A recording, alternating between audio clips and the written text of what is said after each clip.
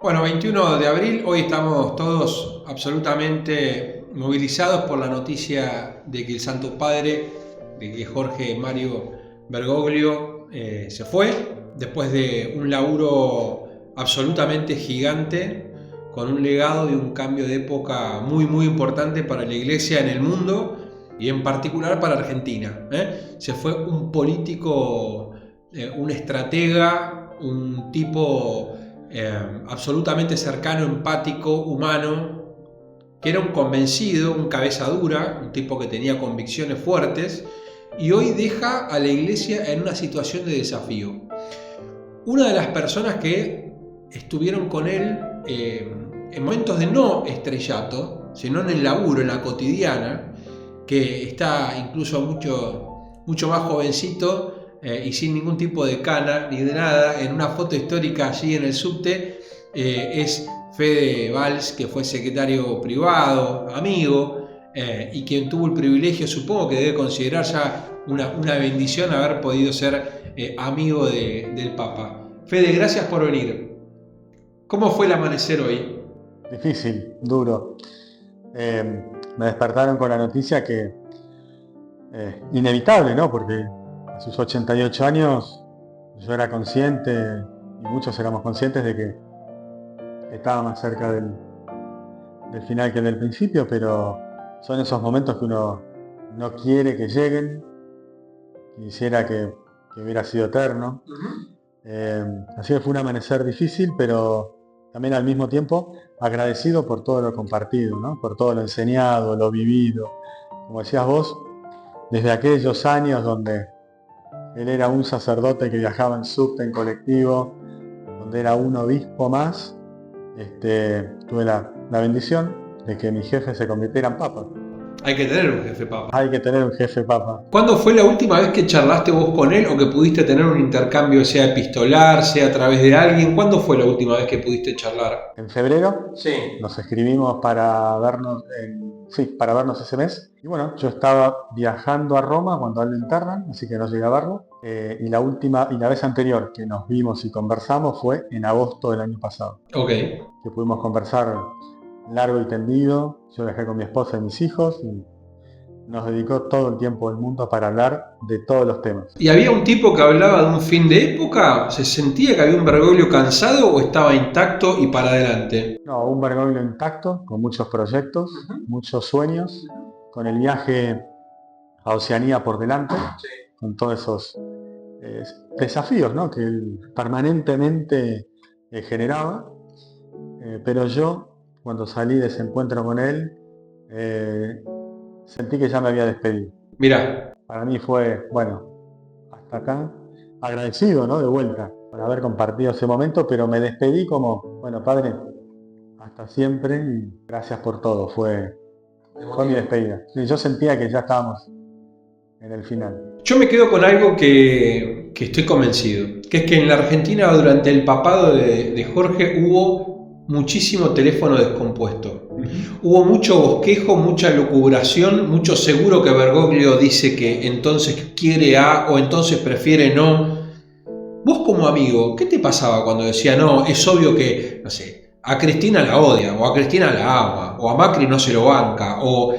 Y al final la verdad es que ha tenido diferentes relaciones con todo, pero hasta te diría incluso con Milei, que lo había criticado mucho, yo lo sentí muy cómodo. ¿Qué te queda de eso de Bergoglio y el poder político en la Argentina? Que nos perdimos en el chiquitaje, Sí. en las discusiones de café, de bar.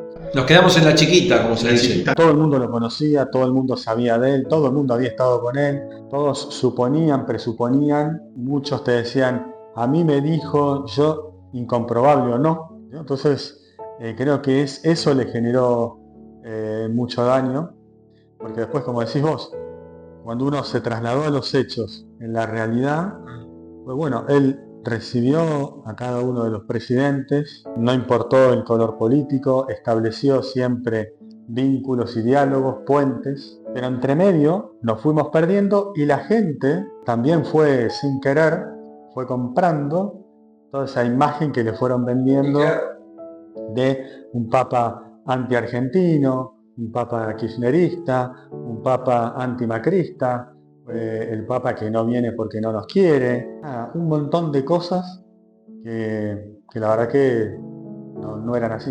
Ahora, cuando uno analiza el papado de Jorge, se queda con esas ganas de haberlo tenido en Argentina como papa. Sí. ¿Hubiera venido? ¿Estaba en sus planes? ¿Qué pensás de ese viaje que no pudo ser? Mirá, en un momento, y sobre todo en los primeros años de su pontificado, estuvo en los planes, no se pudo concretar por distintas cuestiones, y también vinculadas al Vaticano y al país. Después entraron otros viajes, otros desafíos, y finalmente, creo yo, sobre estos últimos años, algo afectivo, algo del corazón, lo movilizó, creo que inconscientemente, no creo que lo haya sido de manera breve, pero ese viaje se fue postergando. Me imagino que para él también, por más que era el Papa, era un ser humano con sentimientos, con sensaciones, y volver a esa tierra que había dejado tantos años atrás, amigos que ya no están,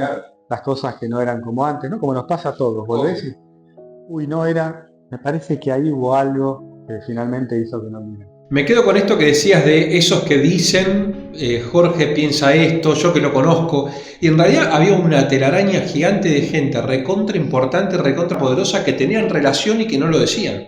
Por ejemplo, a mí me consta que él tenía un vínculo especial con Santiago del Estero, por ejemplo, con Zamora, con una gestión muy importante del turismo religioso, con mucha presencia de Santiago del Estero en su cabeza cuando pensaba en Argentina.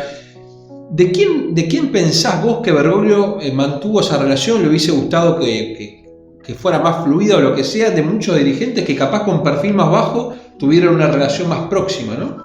Bueno, él por un lado, como bien decís, tenía un cariño especial por Santiago del Estero, ya desde hace muchísimos años.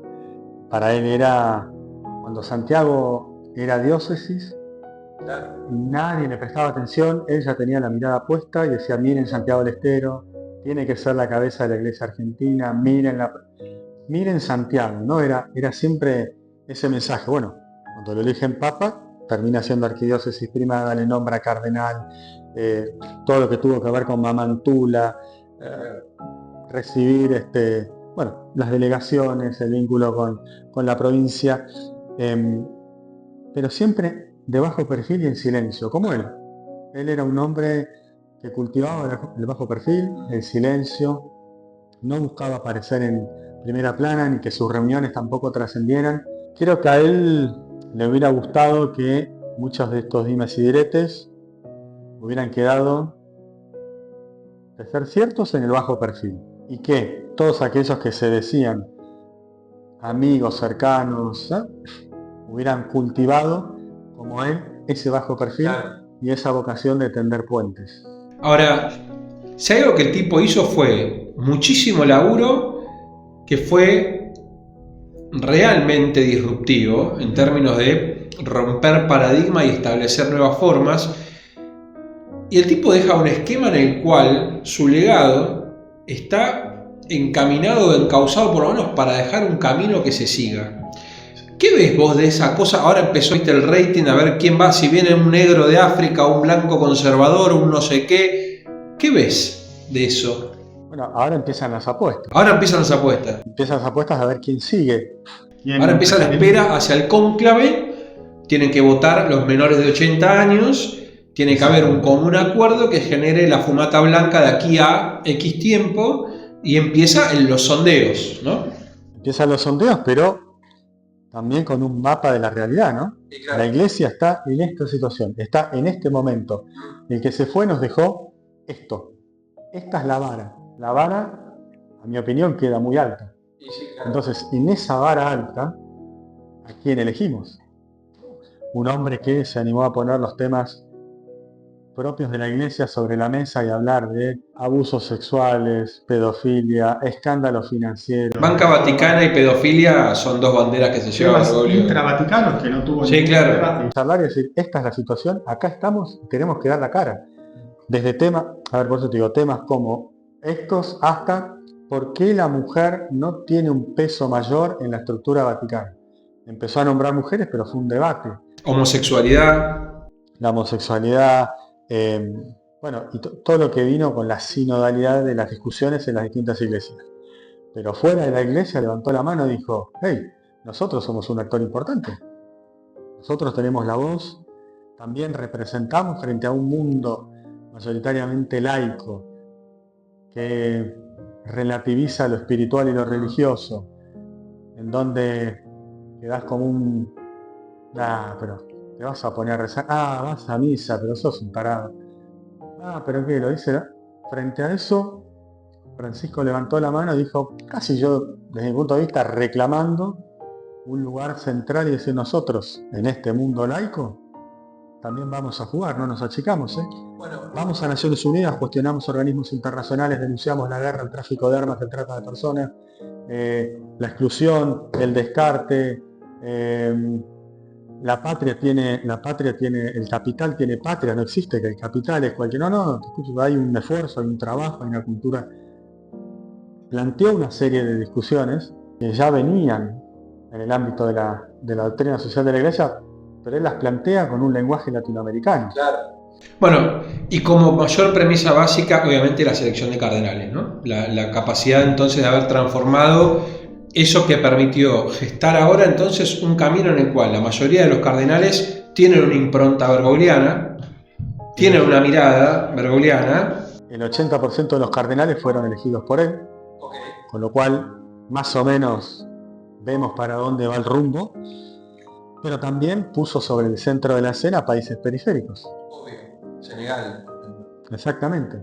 Le da un cardenal a Paraguay, Senegal, digo, tantos países que uno decía, periféricos, entiéndanse, no eran las grandes potencias, Francia, España, Argentina, Brasil. Ahora agarró y dijo países chicos o periféricos o pobres, los vuelvo a poner en el centro de la escena, esto va por acá. Empiezo a pensar en vos, Fede, y Jorge, amigo, antes de irnos. ¿Qué te queda de tu amigo? ¿Qué enseñanza te queda de tu amigo? ¿Qué recuerdo te queda de tu amigo? Si bien es súper reciente, decir, che, gracias a Dios por haberme puesto este pibe, me hice amigo de una persona que después fue mi jefe, mi referente, y llega a ser el representante de Dios en la tierra. ¿Qué te deja eso? Bueno, para mí es un padre, ¿no? Para mí es alguien que en mi primer trabajo formal, yo no venía del mundo de la comunicación, me tuvo paciencia, me formó, me enseñó por dónde iba el camino, me escuchaba, fue muy generoso conmigo, con mi familia. La verdad que soy un agradecido de haber tenido esa oportunidad. No la dimensiono todavía. Obviamente no. Recién charlábamos afuera de cámara de que a uno de tus hijos había estado charlando y hablando de fútbol y le había dicho que tenía cara de atorrante, y eso lo escucha alguien y dice, ¿cómo? Pues el tipo estaba sentado con el Papa charlando con el hijo. Y bueno, es un privilegio, fue una bendición de Dios a vos y a toda tu familia decir, che, pero estamos acá en Santa Marta charlando. Sí, siempre, nunca nos hizo sentir que él era el Papa, al contrario, siempre con los brazos abiertos. Entonces, para mí son tantas cosas, pero para mí es un gracias por tanto, ¿no? Claro. Hasta siempre. Darle un abrazo, ese abrazo de padre a un hijo, pues la verdad que siempre me trató así, siempre me trató con ese cariño. ¿Sos optimista de lo que viene?